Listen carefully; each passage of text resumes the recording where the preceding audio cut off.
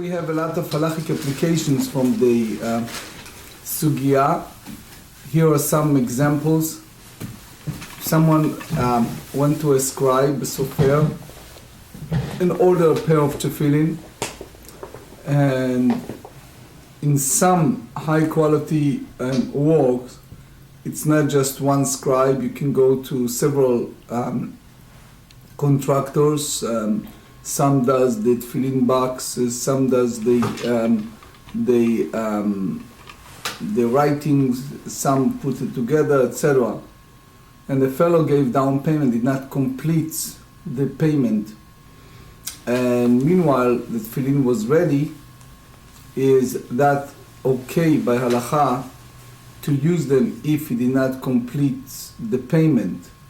Another question is, as we explained this past several days, Ketubah, the marriage contract, carries value. If someone makes an agreement with his friend, at the moment the mother, if the mother agree upon, he is selling him the inheritance of the Ketubah of his mother. Meaning, as we explained, the mother passing, she passed the inheritance. One of that is the Ketubah, the marriage contract she had with the father. If the father preceding her and he is gone and she is gone, the collection of the Ketubah is by their son. So the son went ahead and he sold that right to someone else. The question is how far that right have an effect. And if someone really bought that right, if the son can change, especially if it was dependent upon the mother's consent. Another question we're going to deal is collecting debt from different estates, which means someone sold an estate, especially if he knew that he couldn't pay a certain debt, so he sold the estate to someone while he owes someone else more, but he figured out he can get rid of some of the debt by selling one of the estate.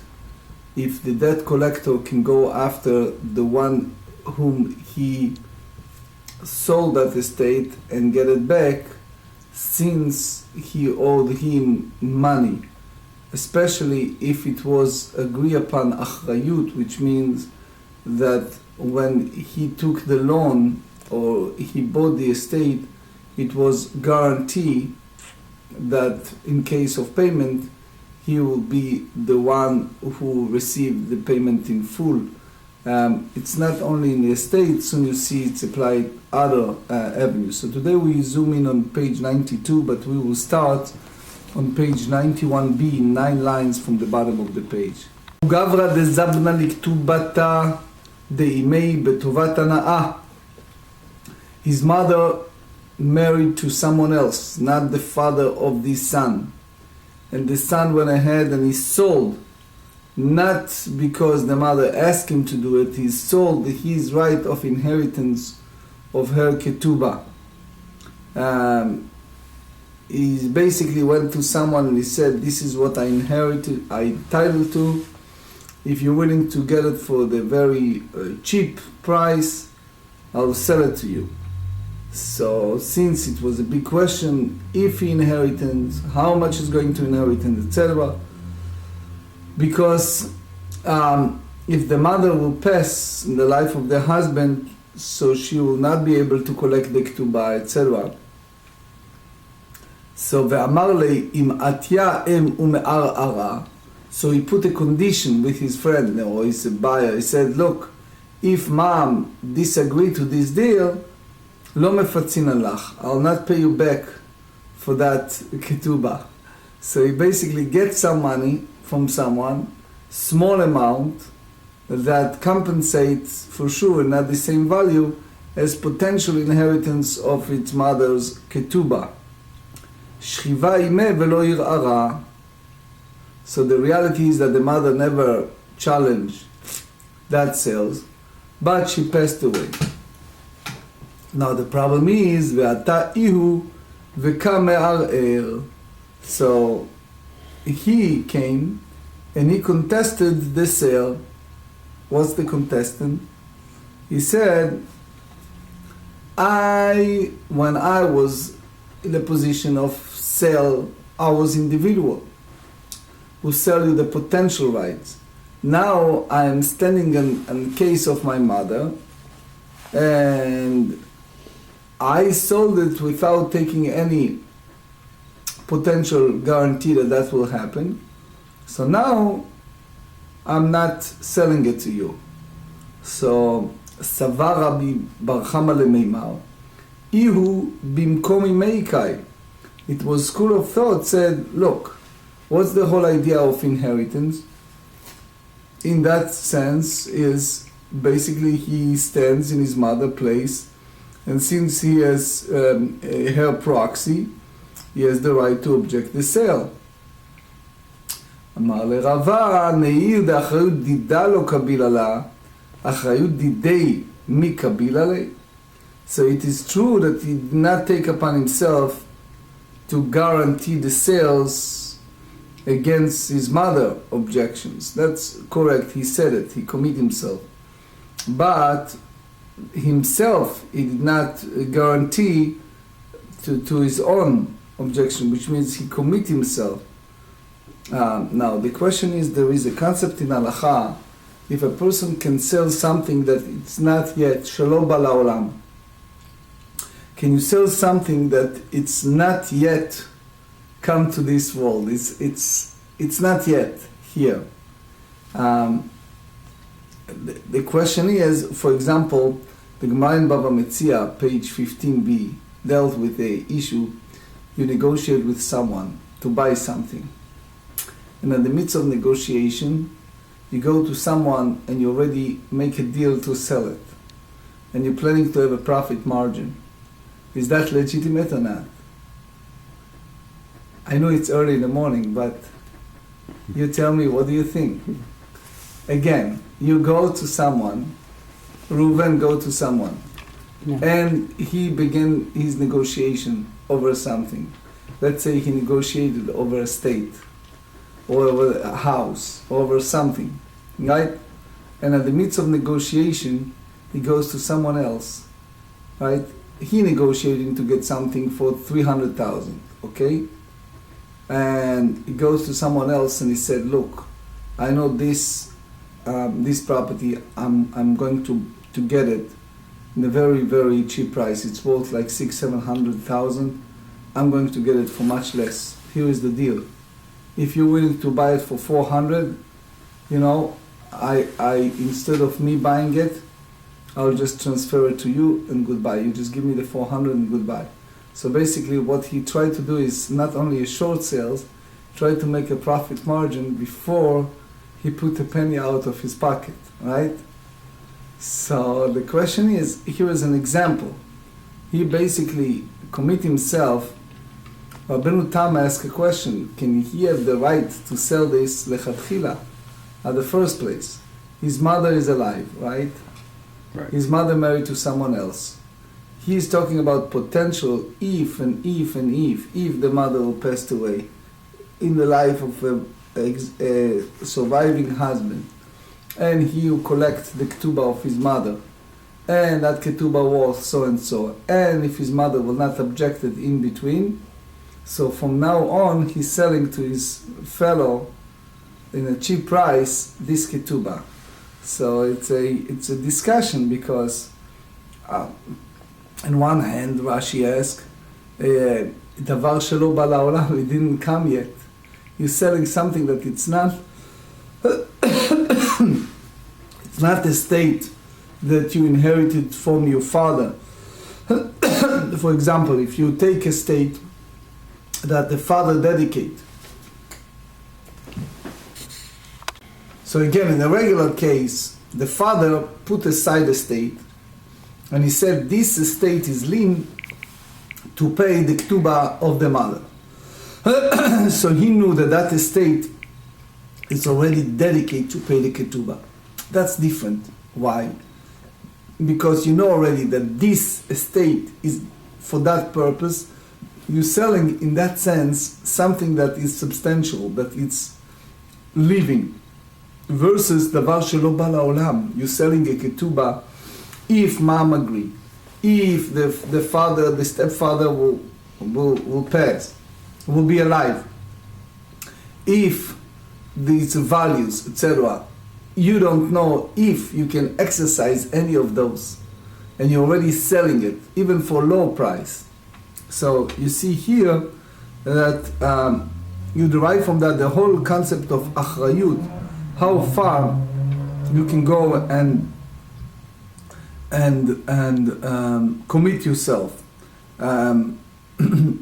In short, there is a discussion among the Rishonim, the Ritva, the Ran, and others, how far this manner of achrayut, in very general, he cannot, Rava in a sense is the common sense, which is that sales, it's, he cannot back out, even he sold it in a low price, because he sold it with understanding that if it carry values, and if the mother will not objected, it will take place, and it happens that it carries value and the mother not objected. Amar Rami Bar Chama, you see here another example, the disputation between Rami Bar Chama and Rabbah. ראובן שמכר שדה לשמעון שלא באחריות, which is, Reuven is just we use always names, right? Reuven, Shimon. Reuven sold the field to Shimon without a guarantee. Meaning, Rashi explained that anyone who collects this estate from Shimon, Reuven will not return the money to Shimon, which is, again, Reuven, let's say he has a lot of businesses. He owes money, he lends money, he is involved in a lot of different avenues of businesses. Now he went ahead and he sold to Shimon estate. Now, is no guarantee, which means the estate now has no lien. You check it, it's free and clear. But because he owed money, because he dealt with so many people, so many things, it can easily happen that someone comes in and said, hey, he cannot sell this estate to you. You know why? Because he owes me, and I was about to exercise my right by getting this estate as payment. So when Reuven sells to Shimon, he says, hey, I'm selling it to you, but it's no guarantee, which means if someone come in and take it, I'm not responsible. All right? ועתה שמעון ומכרה לראובן באחריות. So Shimon took it from Reuven, right? So now it's his. But Shimon came back to Reuven and says, I'm selling it back to you, but I want but I'm doing it with full guarantee. Which means if anybody come in and said that he wanted to take this estate from Reuven, Shimon returned the money to Reuven. 92, ועתה בעל חוב דראובן וכתריף למיני. So Rashi explained that the letter of guarantee, the promissory note, precede the first sale that Reuven had with Shimon, which means that the entire estate that stay in the hand of Shimon, the lender will collect it from Shimon. So v'katarif leminei. So he want to repossess the estate from him. Dinau de'azil Shimon umefatzele. So here you have the halacha that Shimon have to give back to compensate Reuven. Why? Because as long as you have a guarantee involved with this, so, and Reuven doesn't owe anything to Shimon, so he sold him without guarantee. Shimon sold him with guarantee, so he have to negotiate with the lender in order to save that estate for Reuven, or to pay Reuven if he take it from him. So here you see in the language of the Gemara that Shimon have to enter negotiation with the lender, and the lender can say, I have nothing to do with you, I don't know you, I don't want to know you, right? But Rava disagree. Amar le Rava, ni de'achru de'alma kabila lei. It is true that Shimon accept upon himself guarantee for any claims of others. Achrayut denafshei mikabila lei. He did not take upon himself a guarantee, the sale, if it's repossessed by the purchaser own creditors. So you see here that the estate, it's kind of open. He did not accept upon himself guarantee of Reuven's claim for himself by himself. So it means that Shimon is not responsible in that circumstance. So that's Rava disputed Rami Bar Chama, but Gemara here limited the point of Rava. Umode Rava beReuven שירש שדה מיעקב. As you know in the Torah, this is an example, right? Yaakov was the father of Reuven. So Reuven, son of Yaakov, he inherited a field from his father. ומכרה לשמעון שלא באחריות. Shimon wasn't his brother for this case. It's just someone that he have a business with. So here, he gave it to him. He sold it to him without guarantee. The O Sameach Hilchot Mechira, chapter 19, said no. According to the Rambam, they are brothers, and it's just a loan that hold between them. So he said, Ve'ata Shimon umchara leReuven b'achayut. Shimon went back and he sold it back to Reuven with guarantee. Ve'ata Baal Chov de Yaakov. So now the Baal Chov, the lender of Yaakov, ve'katarif leiminei, he want to collect the field from Reuven. Dinau de'azil Shimon umefatze leiminei. The halacha is that Shimon has the responsibility to go and collect the debt for Reuven or to pay the lost. Mai ta'ama. What's the rationale? What's the reason? Baal Chov de Yaakov ki Baal Chov de Alma Dami. The lender, the one who Yaakov owns, it's like another Baal Chov, another lender. So he come to collect the field not because Reuven. So you see here a lot of halachic applications. My mentor and teacher, Reb Shlomo Zalman Auerbach, may rest in peace. So he has a responsa over etrog, for example. You have a etrog, you know, the mitzvah on Sukkot is to take the 4 species. One of them is the etrog. And particularly the first day, the Torah said, Ulkachtem lachem, it should be yours. So what do you do if someone took an etrog and he didn't pay, or he paid in part? You know, it happens sometimes. You see it even in the shul. People call the office, they order the abata, meaning they order a etrog that it's a good quality, come the first day of Yom Tov for all kind of reasons. They come and take the etrog with the assumption that what? They will pay later.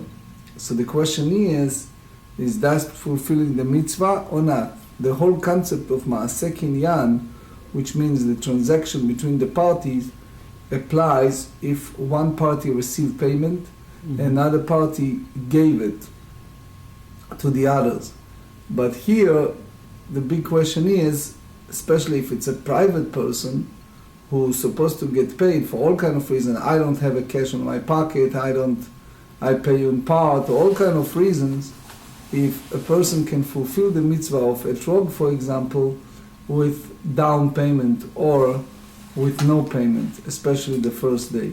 Anyway, the Torah, as you know, said lachem mishelachem, it has to be yours, especially the first day of Sukkot. אמרה מבר חמא, ראובן שמכר שדה לשמעון באחריות. So again, you have a case of Reuven sold field to Shimon with guarantee that if it is repossessed, he will compensate Shimon for his loss. וזקף עליו במלווה. You know, you see it, for example, there are some real estate people, they selling you notes, bank notes. They selling you auction foreclosures, things like that. And sometimes, I remember those days that I used to go there, so they have those machers, those brokers, they come, they pay this one down payment, they pay that one down payment, and sometimes you feel when they come to auction something, it's all fake. Did you ever see an auction of cars, David? It's the same sometimes. You see a guy that they selling off the car in auction, it's already set up the price, and when they someone sitting there, right, and giving numbers, it's all fake. It's already sold in advance to someone, right? That's right. So what happened here is he said that he guaranteed zakaf alav b'milva. So he agreed that the money he paid down for the estate is a loan. And not just that, Shimon wrote him a promissory note in exchange. So basically, he put the lien against his estate for that loan. So it means the Reuven, he is a Baal Chov, he is a borrower for Shimon for that estate.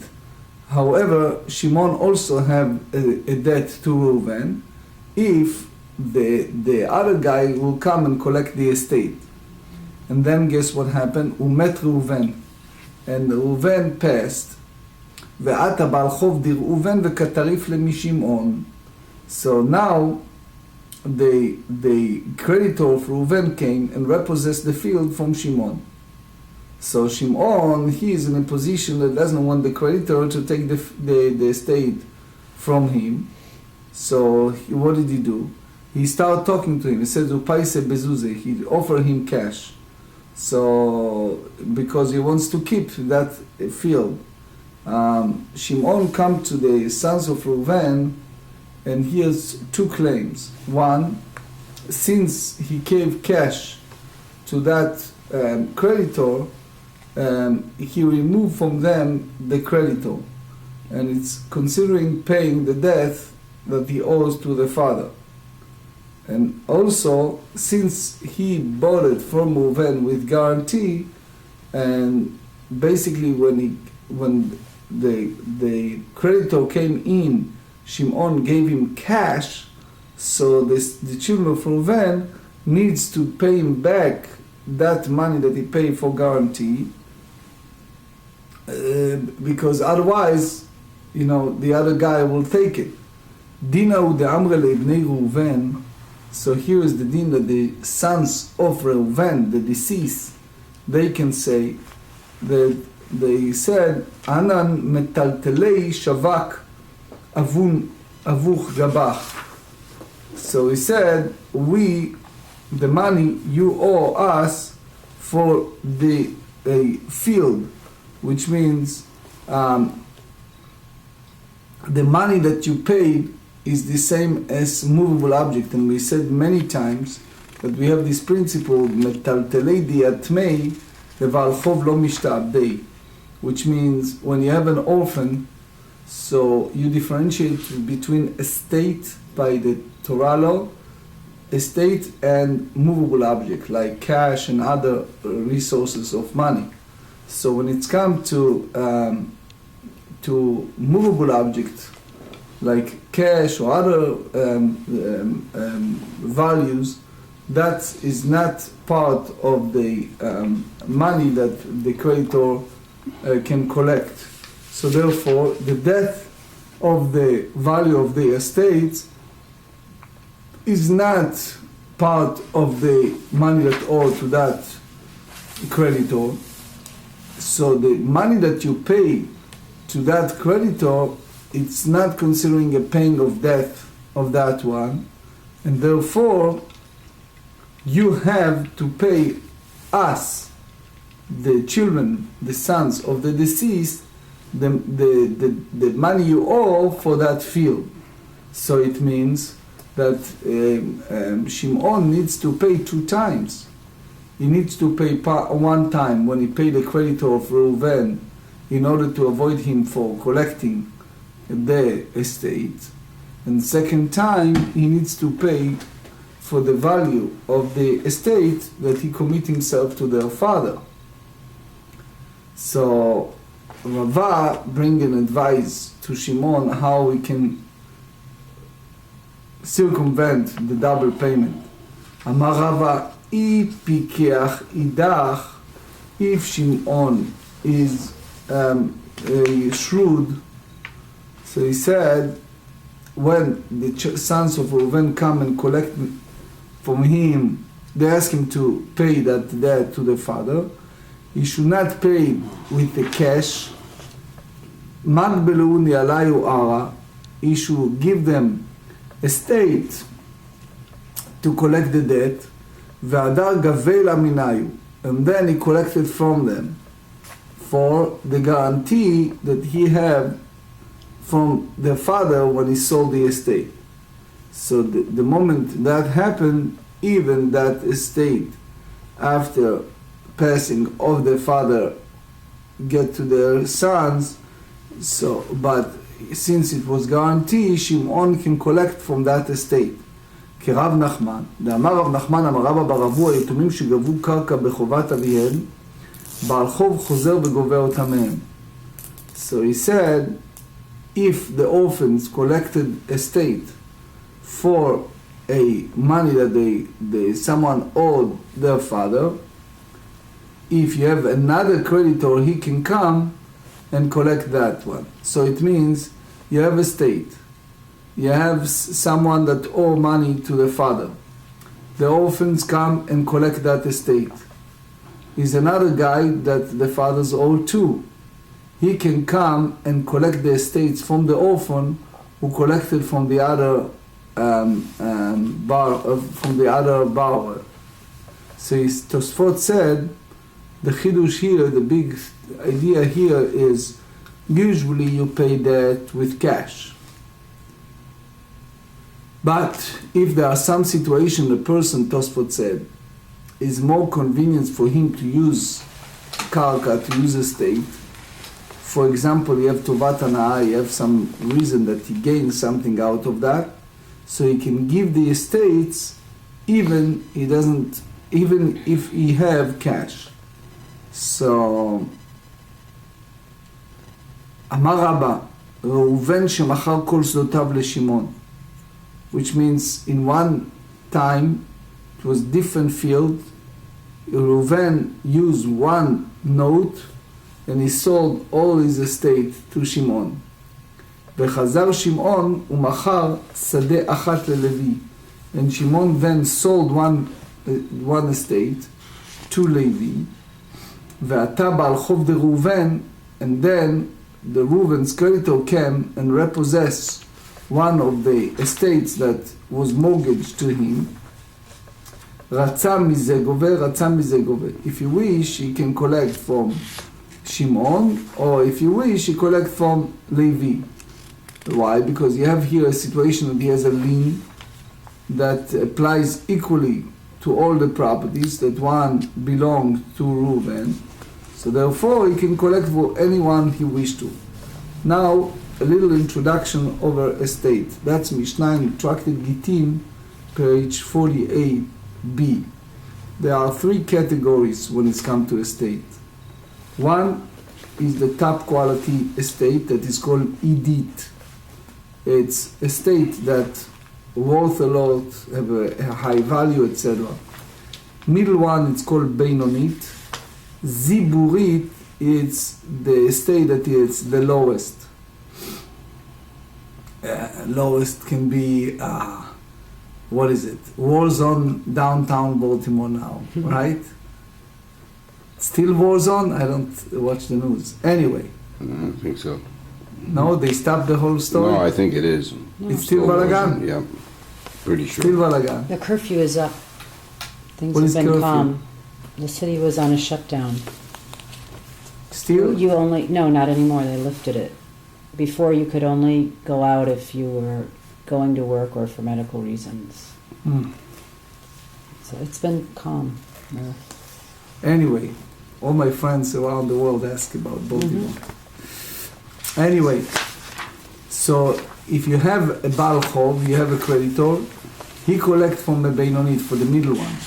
Ktubat Isha is from Ziburit. So they said, Velo amra el al de zavna Beinonit. Here, we said this halacha only when the field that Levi purchased from Shimon was Beinonit, in the middle. So Beinonit, that's the creditor collection. So that's what he had. But because the lender can collect the money from whatever he wished to, so for sure he preferred a better estate. Aval zavna idit v'ziburit. But if he purchased from him a either very expensive field or something that's very low, so the creditor of Reuven can collect that debt from Levi. Matze amar Levi can say to him, Lehache tarchei uzvine ar'a delo chaz yalach. I make a great effort to buy the land that is not fit for you. Why? Because the creditor possessing the land was something that is a middle quality. So he said, I figure out that that's the reason I do that, so you not collect from Ziburit. But if you take it, the top one, he cannot use this claim. ובינונית נמי המרן, לא המרן, אלא דלא שווק בינונית דקבתה. So here in the medial quality, we said where Levi did not leave Shimon with equivalent land of intermediate quality. 92b, אבל שווק בינונית דקבתה, מצא אמר לי, הנחתי לך מקום לגבות ממנו. But if Levi left in the state of Shimon, intermediate estate, so the creditor of Reuven can say, I left you a place from which you can collect, so you can collect from Shimon. So here it's not in a regular way of understanding this statement, I have a place for you to collect. Tosfot said that here, that when you collect the estate is with all the rights involved with this estate.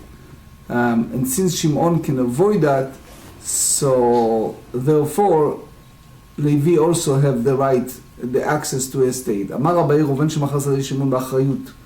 If Reuven sold to Shimon a field with guarantee, ve'ata ba'al chov de Reuven v'katarif leminei. So he wants to take it from Shimon as a pay off the debt of Reuven. Dina udazir Reuven u'mefatzelei. So when Reuven go and negotiate with him, it's better because he can give a sue back him that he owe him also money. So therefore, there is a double suing from both sides. Dina udazil Reuven u'mefatzelei v'lo amatze amar lelav bal dvarim didiat. He said, I don't want to know from you anything. Mishum damar demipakt minei al hayadar. Whatever you take from me, it's come back to me because I took a guarantee for these sales. V'ikadamre is another view. The Abaye said, "Afilu shelo b'achrayut name," even without guarantee. Damar lo nichel tevel Shimon taromet alai. I want to have a good relationship with Shimon, and I don't want that Shimon have a grievance against me for having sold him land that was then repossessed. So therefore, that's his claim. It's not only the money; it's the relationships. Amar Abaye, Reuven shemachar sadei Shimon shelo b'achrayut. Reuven sold the field to Shimon with no guarantee, and then v'yatz'u alav, and then it emerges that he had 93 asikin, which means they have those who disputed, individual who dispute Reuven ownership of the estate. עד שלא החזיק בה, until Shimon not hold that field, יכול לחזור בו. מי שהחזיק בה אינו יכול לחזור בו. The moment Shimon hold it, he cannot change his mind from that state. משום דאמר לי, לחייתא דקיטרי, סברת וקבילת. So I explained my book. I wish to have more time. בדמי חתיכות כסף, כלומר מתרצת לאבד מעותיך מספק. So Rashi have an issue first with the mashal and nimshal. What does that mean? But the Nimukei Yosef in Bava Kama, Daf Gimel Amud Bet, explain it that it's not the money for the field, but they agree upon the buyer to use it, to use this type of money. I wrote so much on this Rashi.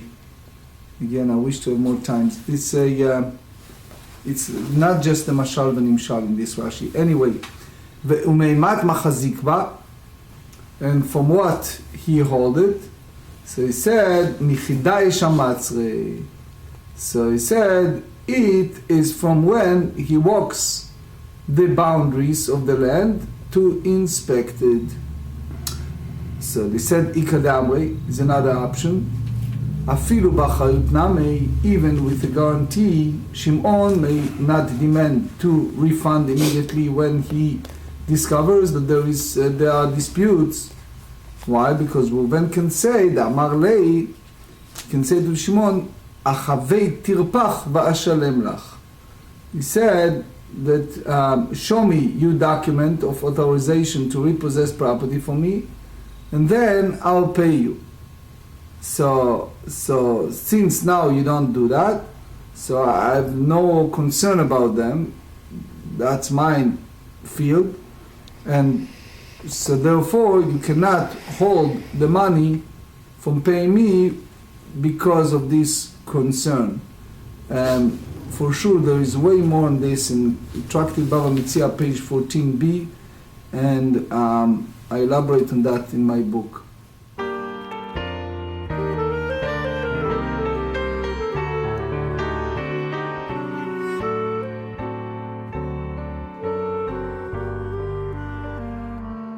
Boyachem leshuloim malachai yeshuloim malachai